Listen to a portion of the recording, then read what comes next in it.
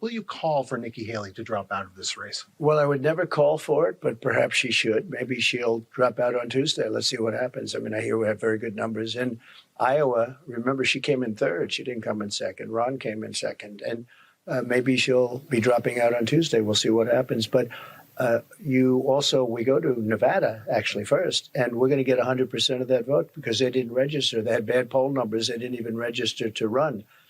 So I'm the only one running in Nevada. That's a big state. That's a lot of delegates.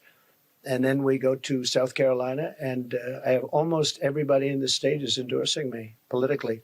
So.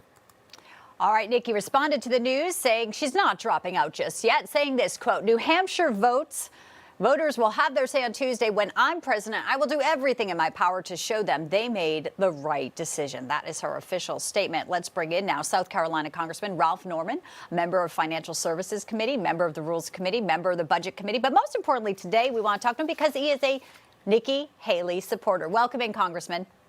Glad to be with you, Bianca. Great to have you. All right, so today and over the weekend, Nikki Haley has stepped up some of her attacks on Trump. Let's play a little bit of her comments on the trail. 26 Republican senators at this point, and all of the House Republican leadership have lined up behind Donald Trump. Why? Are they afraid of him? Not surprised at all, and I'll tell you why. You'll see a lot of the South Carolina legislature line up behind him, too, and it's because I've never really taken care of elected officials. I call out elected officials because I think they need to be accountable to the people. I call out Republicans and Democrats when they don't do the right thing. So it's not surprising that that set is going towards Trump because he's going to take care of them. I'm not going to do that. I'm going to take care of the taxpayers. I've always done that my entire career, and I'll keep on doing it. Obviously, she's referring, sir, to the governor, McMaster in South Carolina, Senator Graham, who has endorsed Trump. What do you think about her comments there about not getting the full confidence from people in her home state? She obviously has yours.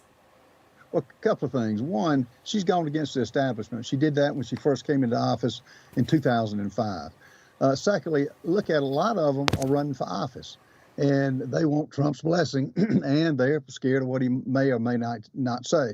Look, let me roll the clock back to 2016. Jeb Bush had 7 big-name supporters. Marco Rubio had 6 big-name endorsement supporters.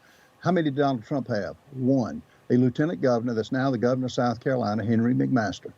So this is not surprising. I didn't expect her to have a lineup of people who came out for her because that's just not how it works. What have you done for me lately? But okay. I mean, that's the straight up reason. And again, I expected this, to be honest with you. Well, let's look at the numbers, sir.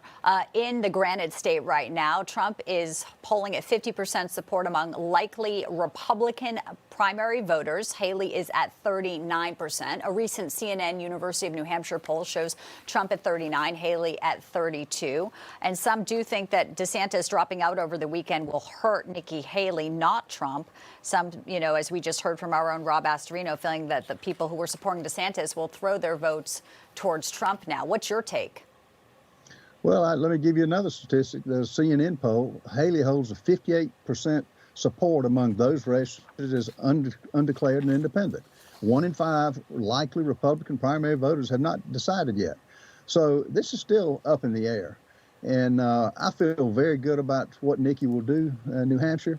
And this is still very, very early. For those saying she may or may not drop out, I don't care what it is. She's not going to drop out. She's got an event in South Carolina Wednesday that we'll be going. There's all fight. Does she need to hold her state to stay in?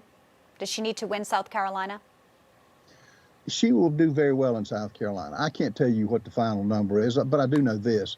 With 2 of them left, there were a total, I think, of 13 when it started out. Nikki Haley is the only one that's gone up. And she will, over the next couple of weeks, as she has done in New Hampshire, she will work night and day to give people a reason as a candidate who can beat Biden the most and will beat Biden. We are watching the work in the next few hours happening in New Hampshire. Congressman Ralph Norman, thank you, sir. Pleasure to have you. My pleasure.